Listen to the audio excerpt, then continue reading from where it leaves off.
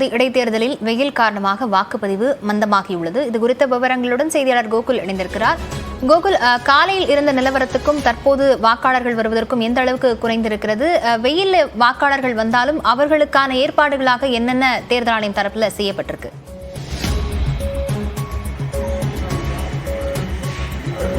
விக்கிரவாண்டி சட்டமன்ற தேர்தலுக்கான இடைத்தேர்தல் வாக்குப்பதிவு காலை 7 மணி முதல் தொடங்கி நடைபெறுகிறது. காலையில் ஒரு விறுவிறுப்பான வாக்குப்பதிவு நடந்தது. ஏறக்குறைய 11 மணி நிலவரப்படி 29% மேல் வாக்குப்பதிவாக இருந்தது. 29.97% காலை 11 மணி நிலவரப்படி வாக்குப்பதிவு இருந்தது. 12 மணி நிலவரப்படி ஏறக்குறைய சராசரியாக 40% மேல் வாக்குப்பதிவு நடந்திருப்பதாக தேர்தல் அதிகாரிகளிடம் தெரிவிக்கிறார்கள். குறிப்பாக தற்பொழுது வெயில் சற்று அதிகமாக இருப்பதால் ஒரு மந்தமான வாக்குப்பதிவு வாக்குச்சாவடி மையங்களில் நிலவக்கூடிய ஒரு சூழல் நிலவுகிறது. நம்ம இருக்கக்கூடிய இந்த உமையாள்புரம் வாக்குச்சாவடியில் அந்த வரிசையை பார்க்கலாம். நம்ம காலை நேரத்தில் ஒரு நீண்ட வரிசையை பார்த்தோம். நீண்ட வரிசையில் காத்திருந்து வாக்காளர்கள் வாக்களித்தார்கள். ஆனால் தற்பொழுது வெயில் அதிகமான காரணத்தினால் சற்று பொதுமக்கள் ஒரு மந்தமான ஒரு வாக்குப்பதிவு நிலவக்கூடிய ஒரு சூழல் நிலவுகிறது. மாலை நேரத்தில் மீண்டும் வாக்குப்பதிவு அதிகரிப்பதற்கான வாய்ப்பு இருக்கிறது. இந்த உமையாள்புரத்தில் மொத்தம் 1200 வாக்குகள் இந்த வாக்குச்சாவடி மையத்தில் இருக்கிறது. இதுவரை ஏறக்குறைய 500க்கும் மேற்பட்ட வாக்குகள் பதிவாயிருப்பதாக வாக்குச்சாவடி அதிகாரியிடம் பேசும்போது அவருடைய தகவலாக இருக்கிறது. தற்பொழுது பெண்கள் மற்றும் ஆண்களுக்கு தனி வரிசை இருக்கிறது. வெயில் நேரத்தில் கூட்டம் அதிகமாக காத்திருப்பதற்காக இது போன்ற ஒரு சாமினா போட்ட ஒரு பந்தல் அமைக்கப்பட்டிருக்கிறது.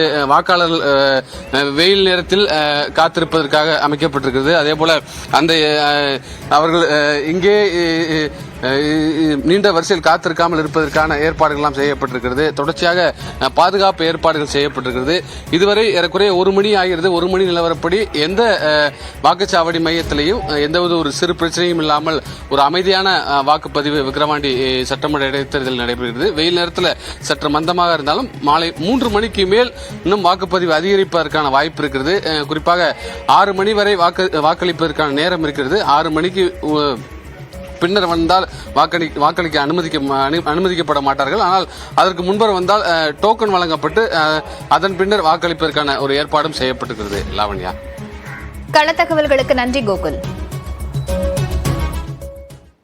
ஆசிரியர்களின் ஊக்குவிப்பால் முதல் முறையாக பழங்குடியின மாணவிகள் இருவர் JEE நுழைவுத் தேர்வில் வெற்றி பெற்று திருச்சி NITயில் படிக்கும் வாய்ப்பை பெற்றுள்ளனர். யார் அவர்கள் என்பதை இந்த தொகுப்பில் பார்க்கலாம்.